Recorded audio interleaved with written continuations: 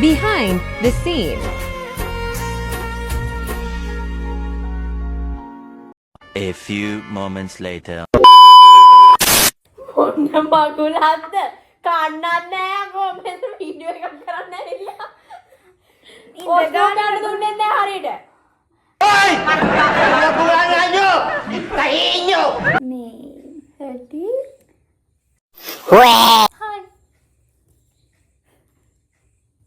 අද අපි කියන්න යන්නේ දිලුගේ වීඩියෝ එකට කට්ටි දාලා තිබ්බ කමෙන්ට්ස් වලට උත්තර දාලා තිබුණා හලෝ මේ එතන කොල්ලෙක් ඉඳියලු ආයේ කොල්ල මම අයිය රටේ ඉඳන් ආව දවසේ මෙයාව සර්ප්‍රයිස් කරපු එකේ මේ ඒක උනේ කොහොමද කියලා තමයි දැන් අපි කියන්න යන්නේ. ඉතින් අපි ඔක ප්ලෑන් කරේ දවස් දෙකකට විතර කලින් නේ තමයි.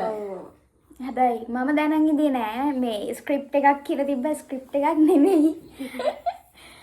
අයියා අපිට කියලා තිබ්බා මෙහෙමයි 15 වෙනිදා එනවා මාර්තු 15 නේද හලෝ මාර්තු 15 ආවේ දවස් 45ක් ඉන්න. ඔව්. ඉඳලා ගියා දැන් ඉන්නේ ආයෙ තනියම. ආයේ ඉන්නේ තනියම. ඊට පස්සේ ඉතින් අපිට මාර්තු 13 තමයි කිව්වේ නංගි මම 15 වෙනවා දිලු නුවර මේ අමායා අපි අමායාලා ගෙදර තමයි හිටියේ හොරණ ඉන්දියේ කොහොම හරි හොරණට ගෙන්න ගන්න කිව්වා නුවර ඉඳලා. ඒ කියන්නේ අපි කැම්පස් එකේ ඉන්දියේ කැම්පස් එකේ වැඩක් තියෙනවා කියලා තමයි 15 වෙනිදා කොහොම හරි ගෙන්න ගන්න කිව්වේ. අසයින්මන්ට් දවස්වලනේ. මාකාරි වැඩක් තිබ්බනේ හලෝ. ඒකට මේ අනිවාර්යෙන් ප්‍රැක්ටිස් කරන්න එන්න කියලා තමයි. එක්සෑම් රෙජිස්ටර් වෙන්න අනිවාර්යෙන් එන්න ඕනේ කියලා තමයි ගෙන්න ගත්තේ. කරි එකක් කියලා ගෙන්න. මොකක් හරි එකක් කියලා ගෙන්න ගත්තා.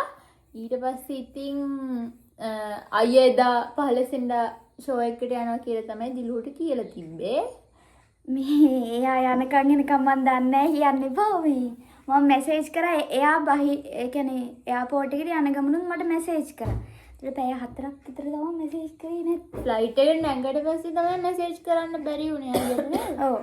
ඒ වෙලාව තමයි ෂෝ එකට ගියා කියලා දාලා තිබ්බේ. දැන් මෙයාගේ හිතට. ඩාන්සින් ෂෝ එකකට ගිහින් ඉතින් ගොඩක් වෙලා යනවනේ. එතකොට ඉතින් ආයේ මේ අය කොහොමද කලින් දවසකද ගිහින් තිබ්බනේ ඒක. ඔව් කලින් දවස්වලත් ඒ කියන්නේ ගොඩක් වෙලාවට යනවා ෂෝ වලට. ඊට පස්සේ ඉතින් මම තමා දන්නේ මෙයාගේ අපිට ඉතින් වීඩියෝ කරන්න ෆෝන් එකක් තිබ්බේ නෑනේ. එතකොට ෆෝන් එකක් තිබ්බේ නෑ. එතකොට මෙයාගේ ෆෝන් එක තමයි මෙයාගේම ගන්න ඕන නිසා මෙයාට මං කිව්වා මේ මට ටික්ටොක් එකක් කරන්න ඕනේ ෆෝන් එක දෙන්න කියලා. ඊට පස්සේ තමයි මම ෂේප් එකට ඉල්ල ගත්තේ. කොහොම හරි මට තමයි දුන්නත් නැත්නම් මං උදුරලා ගන්න ඒක වෙනම කතාවක්. මට කෝල් කරලා අයියා කිව්වා නංගි දැන් එයාපෝට් එකෙන් බහැලා ඒ කියන්නේ අයියලයි තාත්තලත් එක්ක එන ගමන් ඉන්නේ කියලා මං අම්මායලා ගෙදරට එන පාර කිව්වා. ඊට කොහොම හරි රෑ 12ට විතර ලොකේෂන් එකක් දැම්මා රෑ 12ට විතර අයියා කෝල් කරා මේ හොරණ ඉන්නේ කියලා. ඊට පස්සේ මං කොහොම හරි අම්මායලාගේ මල්ලිත් එක්ක පාරට ගියා මේ ගෙදරට එක්කන් එන්න දන්නේ නැති නිසා.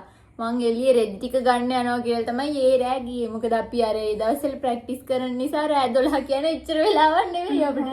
ඔව් එතකොට මෙයා එළියට බහිනත් එක්කම මම කැම් එක ඔන් කරන් ඉඳියේ මේ වීඩියෝ එකක් කරනවා වගේ. එතකම්ම කැම් එක ඔන්.